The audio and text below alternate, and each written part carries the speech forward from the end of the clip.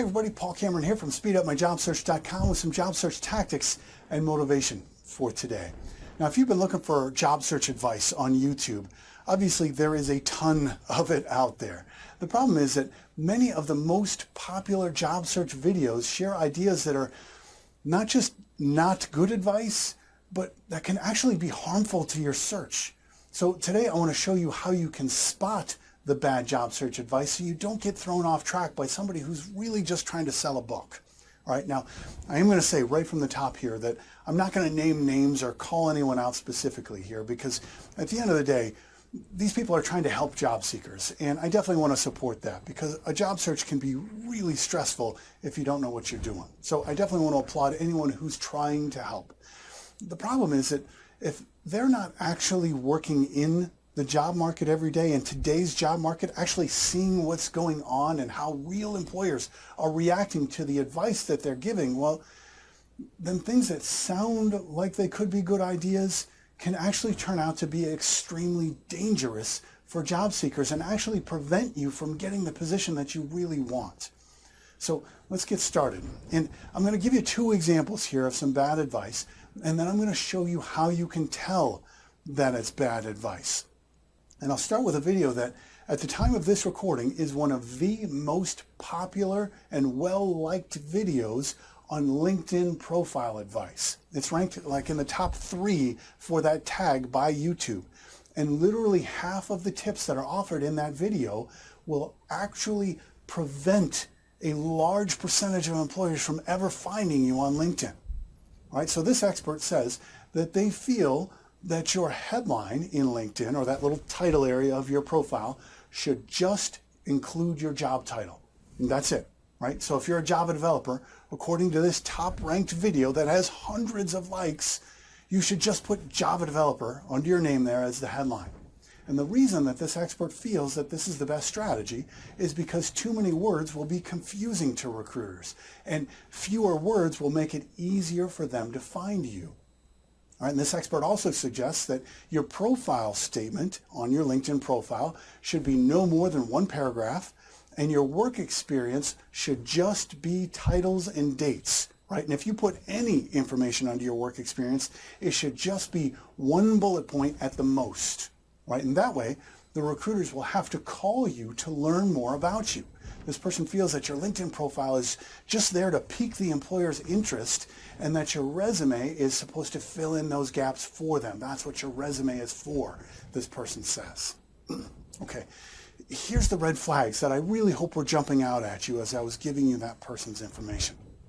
Number 1, when someone says that they feel you should do a certain thing, or that it's in their opinion that you should do whatever, well, that means that the advice that they're giving is not based in facts or proven methods that have tangible results behind them, right? So when you hear things about feelings and opinions, your antenna needs to go up and start looking at their logic. Not saying that's always a bad thing, but your antenna at least needs to start looking at the logic, right? Which brings me to the red flag number 2 from that piece of advice, right? When you see that the logic behind what they're saying and what they're saying you should be doing doesn't make sense, right? The logic behind why they're saying what they're saying doesn't make logical sense or reasoning. That is a major red flag, and I would strongly advise that you don't take their advice, right? So in this case, the expert said that a shorter headline will help recruiters find you more easily, and that a short summary and not describing your experience will get more recruiters to call you. Okay, let's think about that for a minute, and let's think about how LinkedIn actually works, right? When you boil it down, your LinkedIn profile is your very own website that advertises your skills, and you're in complete control of what you put on that profile, right? And the LinkedIn platform is a huge search engine, right? It's a way for you to find employers and connections within those employers, and it's a way for employers to find you. But how do they find you? Well, the exact same way that you would find a website to give you the information that you want to find out about, right? If you wanted to know more information about how to speed up your job search, for example, you'd go to Google, you'd type in the words "speed up my job search," and you're going to find the website speedupmyjobsearch.com, because those words are in the site. Right now, my IT recruiting company, Drive Staff, would likely not come up in that search result because those words are not in the site. Does that make sense? Hopefully that's pretty obvious. So let's get back to the example of you being a Java developer, and you just put Java developer as your title. Well, as a technology recruiter, I can tell you with certainty, this is not a feeling here, this is with certainty, I can tell you that a lot of companies will title that exact same position a web developer and not a Java developer. Others will call it a programmer analyst. Others are going to call it a software engineer, and others are going to call it something else. Well, if the researcher for that HR department doesn't know a lot about technology, and please keep in mind these researchers and recruiters at these larger corporations and larger staffing firms, they've got to fill positions for all different departments, right? So they're not going to know everything about every position in every department. There's just no way they can do that. And if the IT director walks up to them and says, hey, you need to go find a software engineer for me, they're going to do a search in LinkedIn for software engineers. Guess whose profile's not coming up in the results? Yours, right? So to say that putting just your current title in the headline will help more recruiters to find you is just not accurate. Right? You've got 120 characters you can put in there. Put the synonyms of your job title in there as well. I mean, yes, you don't want to fill it with fluff words like high impact and greatly experienced at this and seasoned. They're not searching for those words. They're searching for the job title. So you want to make sure those variety of job titles and what you want people to find you for are in your headline. But let's say hypothetically that they do a search for Java developers, just to continue this here. So your profile would come up in their search. Well, if they need someone who has a specific skill set in Java, which they always do, like, for example, they need somebody who's got AngularJS or Java Swing or somebody who's worked on e-commerce platforms. Well, if they look through your profile and they see that it's possible you might have experience with Angular, but the next person in the search results says they do have experience with Angular, and so does the next person, and so does the next person. They're going to call the people who they know have experience first, right? Time is the only asset that a recruiter has. So why would they risk losing their time to call someone who might have the skills that they need when they can just call someone who they know has the skills that they need?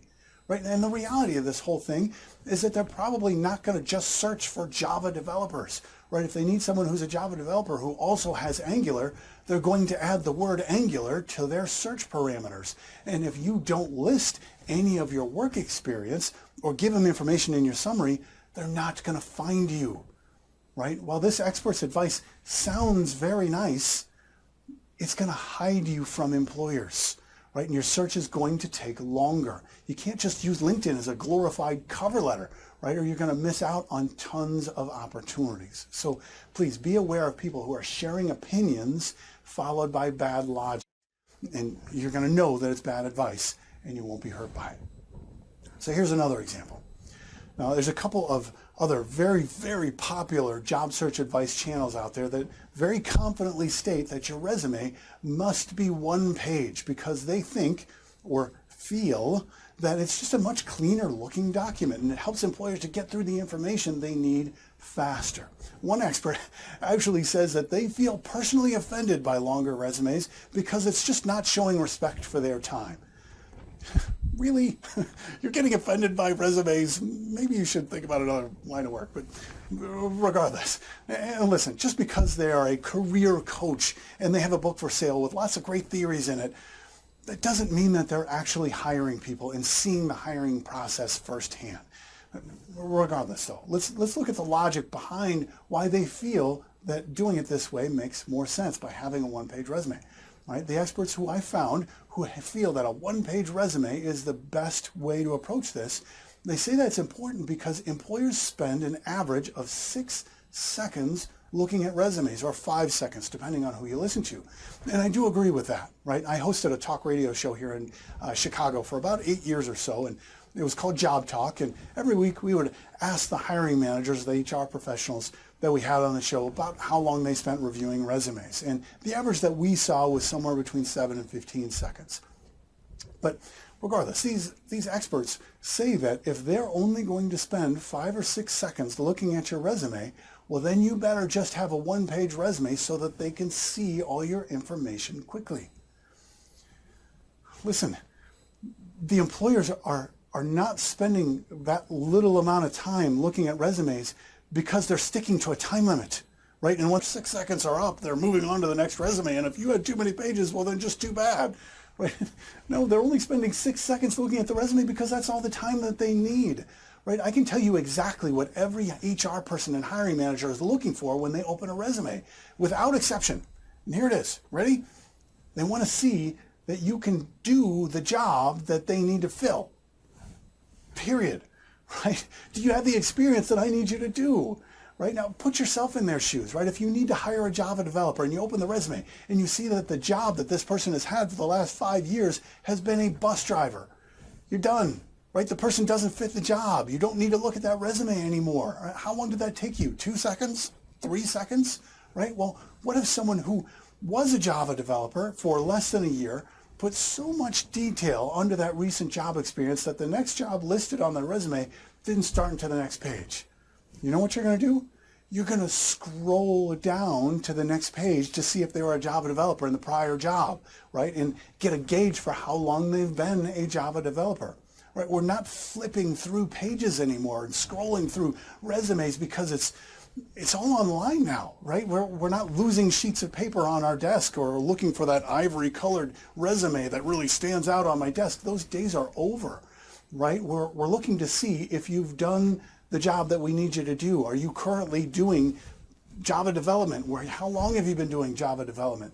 It doesn't take 10 minutes to scroll through a 3-page resume looking for skills and dates, right? How long does it take you to scroll through a 3-page document on your computer? Not long, right? And I'm telling you from experience here, I am a full-time headhunter. I have a database with more than 40,000 resumes in it, and less than 5% of them are one page. Right now, I'll tell you, all these videos that you see here on my YouTube channel, all these 5-minute job search tactics and motivational videos that you see, every single one of them was recorded between 6 and 7 a.m. in the morning before my workday starts, where for a living, I'm going to walk in that room and I'm going to start looking at resumes, searching through LinkedIn, listening to what the employers are saying in response to the resumes that I'm sending them. Right? I don't make videos for a living here. I'm just trying to help job seekers who need the help. And I keep seeing these other videos coming up in my feed that have tens of thousands of views, in some cases millions of views, and they're giving people harmful advice. And it's just a shame because I know that there's a lot of people who are taking this advice based on the number of likes and some of the people that I'm talking to about these videos, and then they can't figure out why people aren't calling them, right? You just gotta be careful here. So listen, try this. Next time you have somebody that you see is giving you LinkedIn profile advice, for example, go look at their LinkedIn profile. How many recommendations do they have? Do they have 50 endorsement categories that are all full with a little 99 plus next to each one of those categories, which means that their profile is actually getting traction. They're getting lots of visitors because people are going to just click those endorsements as more people actually visit and look through their information and call them. Now, if you're claiming to be a LinkedIn expert and you're giving advice, you better be about it. Don't just talk about it, right? And if they're giving advice based on opinions with reasoning that logically doesn't make sense, those are red flags. Run away from that. I mean, sometimes free advice is worth exactly what you paid for it, right? And other times it can actually cost you dearly.